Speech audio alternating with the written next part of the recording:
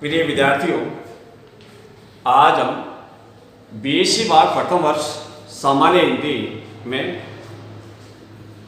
पद्य पाठ से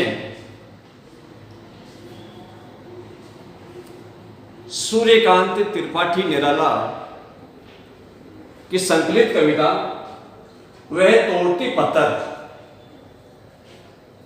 की समीक्षा करेंगे, विश्लेषण करेंगे।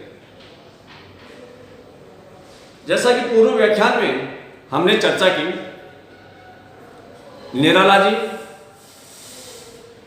हिंदी साहित्य के इतिहास में छायावादी कवि हैं और छायावाद के जो प्रमुख कवि हैं उनमें जयशंकर प्रसाद, महादेवी वर्मा, सुमित्रा नंदन पंत और निराला।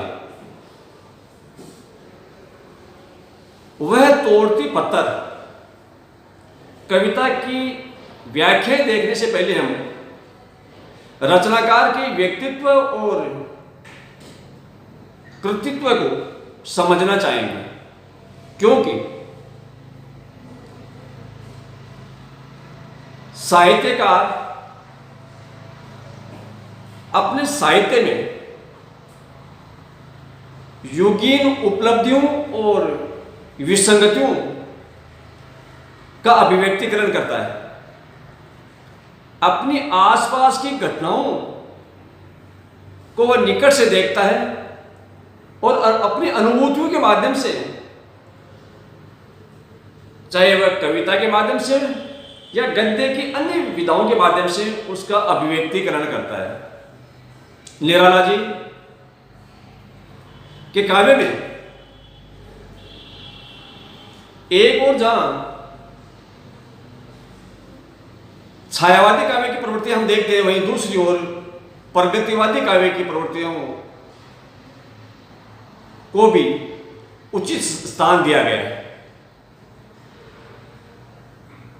निराला जी का व्यक्तित्व है अपने आप में निराला था और वे स्वयं एक वक्तव्य के माध्यम से अपने व्यक्तित्व को अभिव्यंजित करते हुए कहते हैं कि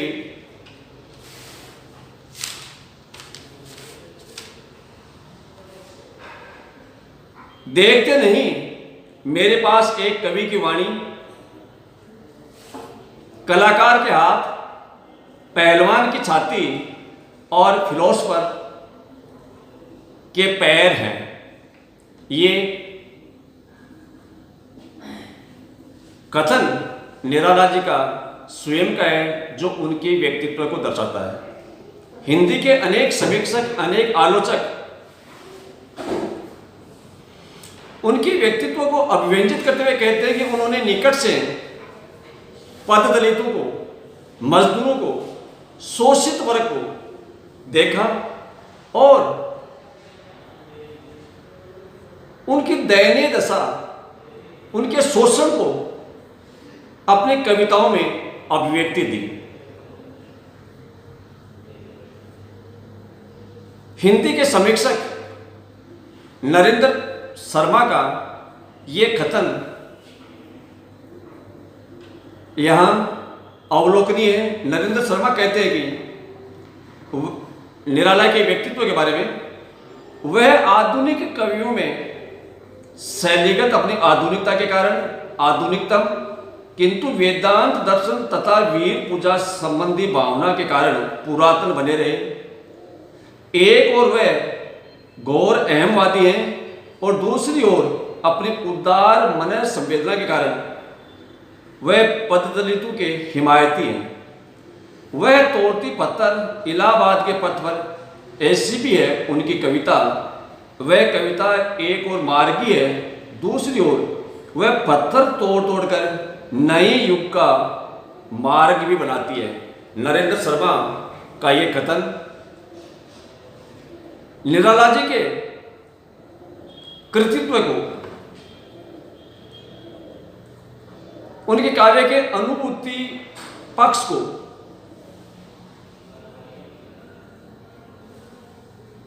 अभिव्यंजित करता है। निराला जी के काव्य में चाहे वह वह तोड़ती पत्थर हो,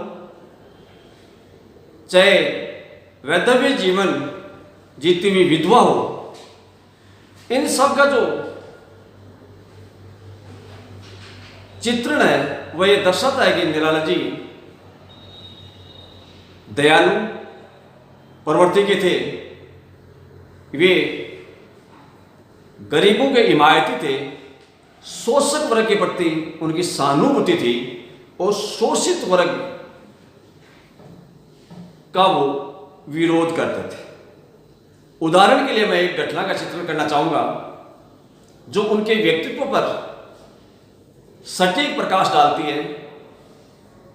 निराला जी एक बार ग्वालियर में काव्य संगोष्ठी में पहुंचते हैं और वे बगीचे में शॉल ओढ़ करके कड़ाके की ठंड में घूम रहे थे। एक भिखारी ठिठुरता हुआ निराला जी के सामने आता है और उस कड़ाके की ठंड को देख करके, उस भिखारी की ठिठुरन को देख करके निराला जी अपना शॉल उतार करके उस भिखारी को दे देते हैं।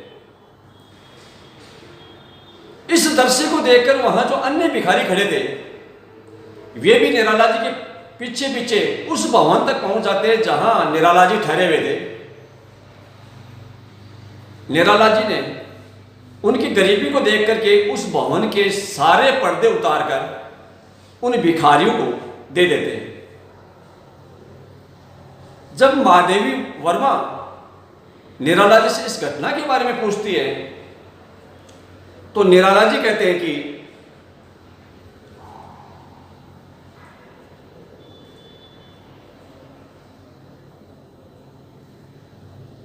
इस दुनिया में मुझसे बढ़कर भी दरिद्र भरे पड़े हैं और मुझसे उनकी करुण अवस्था और दुख नहीं देखे जा सकते। निराला जी का ये कथन उनके व्यक्तित्व को अभिव्यंजित करता है। उनके कृतित्व में इसी तरह के सजीव चित्र हम देखते हैं। उनकी अनेक काव्य कृतियां हैं। उदाहरण के लिए मैं कुछ एक नाम काव्यकर्ताओं का या काव्यकर्ताओं के नामों का उल्लेख करना चाहूँगा। अनामिका, परिमल, गीतिका, कुकुरमुता, अणिमा, तुलसीदास आदि अनेक काव्य ग्रंथ निराला जी ने लिखे जो युगीन परिस्थितियों एवं युग चेतना का सजीव चित्रण करते हैं। निराला जी के कृतित्व को अभिव्यंजित करते हुए मैं हिंदी के प्रसिद्ध आलोचक आचार्य रामचंद्र शुक्ल के कथन का उल्लेख करना चाहूँगा। आचार्य शुक्ल कहते हैं कि संगीत को काव्य और काव्य को संगीत के अधिक निकट लाने वाला सबसे निकट लाने का सबसे अधिक प्रयास निराला जी ने ही किया। आचार्य शुक्ल का यह कथन निराला जी के काव्य में गेयता या गीति तत्व की प्रधानता को अभिव्यंजित करता है।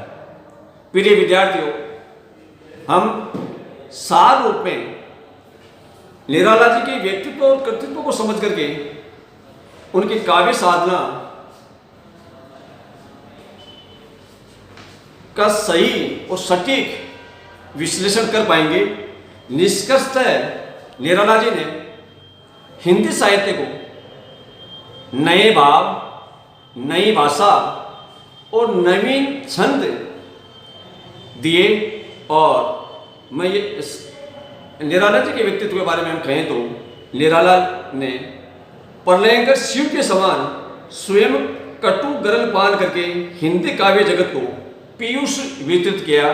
धन्यवाद।